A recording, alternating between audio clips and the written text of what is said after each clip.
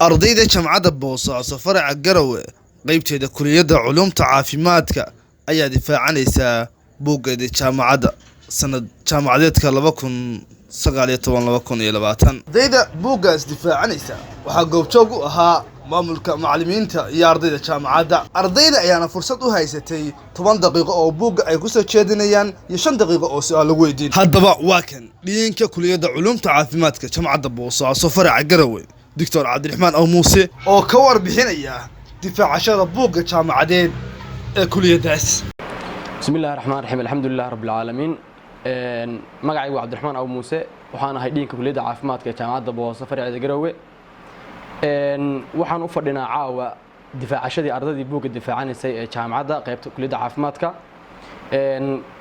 دفاع عشرة سعونسة لح شمالها سعونسة أما أسبوع سعونسة وبلا تبيش توبن كيدي كويتونا توبن كيدي إلا إيو لاباتن كدوا سعونسة أيانو أرض أديارني لو ديبارتمنتي أو نوتريشن يا public health أيا دفاع عن يبوقته لو أشهد أيانو وطلقنا إن أرض ودفاع بوجا ككواد وحوي أرض أقانتي وبرتي يوحي أصاب علي إنه سيسح وسمية إن لأوجاده يقولوا كلبادو إن بلشدي لو عليو waxay ardo soo baratay iyo inay soo ogaadaan baahiyaha ka jira bulshada labada ujeedo ayaan ugu talagalnay defending weyn oo hab heer sare u organize garaysan u sameynay waxaan yimid dhamaan ardayda jaamacadda oo dhan ka qayb qaadanayay daawashada iyo la socodka difaacashada taasoo runtii ku soo dhamaatay caawa habeenka saddexaad guul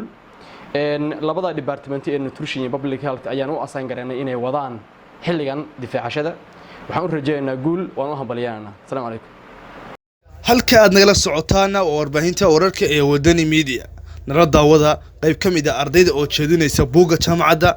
iyo macallimiinta oo su'aalo ka weydiinaya buugga ay jeediyeen qaybinta university-ga Puntland Soomaaliya ay noqon karto markaan u guda galo aniga ciwaankayga wuxuu yahay waa sociocultural factors affecting the status of lactation marriage dhaqanka bulshada saameeya aan ku raadaan marxaladda nafaqo ee hooyada markay ahayd waa Garowe General Hospital hadee la guuran yahay dadka studentiga oo aan hadee la guuran ka sameynayna waxa weeye waa dadka aydka aan soo sheegay oo dumar ku jira xilliga intay dhalayaan data collection and tourism background study aan sameynay waa maxay hilibka fayadhowr hilibka calaamadaha loo yaqaan loo kala qaybiyo loo yaqaan spinal fida iyo anencephaly spinal fida waxa weeye in ilmaha spinkiisi ama spinal cord soo gaaraanin anencephaly waxa weeye ilmihii waxa loo yaqaan skalka iyo madaxa iyo dilay brainka wax ka soo gaaraan assessment aqoonta hooyooyinka iyo attitude practice-ka u leeyihiin xanuunkan oo ah gestational diabetes ku dhaca hooyooyinka uurka leh muhiim ah inaan English halka meesha ku qoran aan idin akhriyo ay ka fahmi kartaan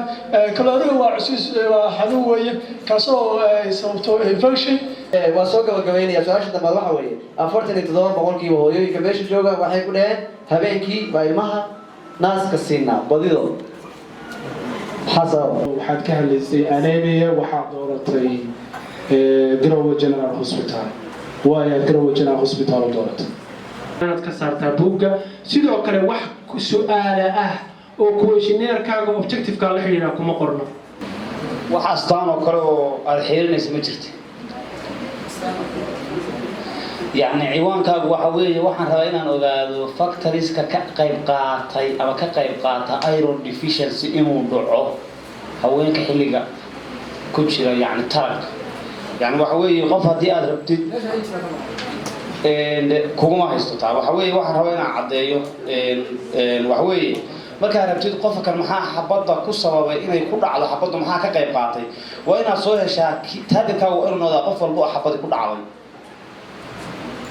waxaan moodaa title-kaaga iyo target-kaaga waxaan u qaatay haween walba oo reproductive ku jira oo cisbitaalka yimi adigoo aan u eegayn iron deficiency mise marka hore iron deficiency baa shuruud ah kadib baa ku ahayd maxaa ka dambeeyay inuu iron deficiency ku dhaco ma sidaas ay ahayd marka problem soo arkay inta marka arkay waa waxa ka gudbay isbitaalka garowe waxayna ahayn dad markaan dooranayay sample baa waxaan dooranayay Soomaaliya dadka anu meesha joogo dhan yani dadka garowe joogo isbitaal garowe waa la yaqaan Soomaaliya sample iron deficiency qaba sample iron deficiency qaba anemia wax problem ah oo Soomaaliya ku saabsan gaar ahaan gestational kama jiro marka intee ka keensatay taas waa rabay midda labaad waxa kugu qoran hypothesis-ka in aad dejiso tusaale ahaan malawaal oo dhahdo tusaale ahaan hooyooyinka kale takaabkooda waa hooseeya waa fiican yahay kadibna hadhowta discussion-ka ku sheegto meesha hypothesis-ka kugu qoran sida hypothesis-ka loo qorayo ma hypothesis inta tiri assignment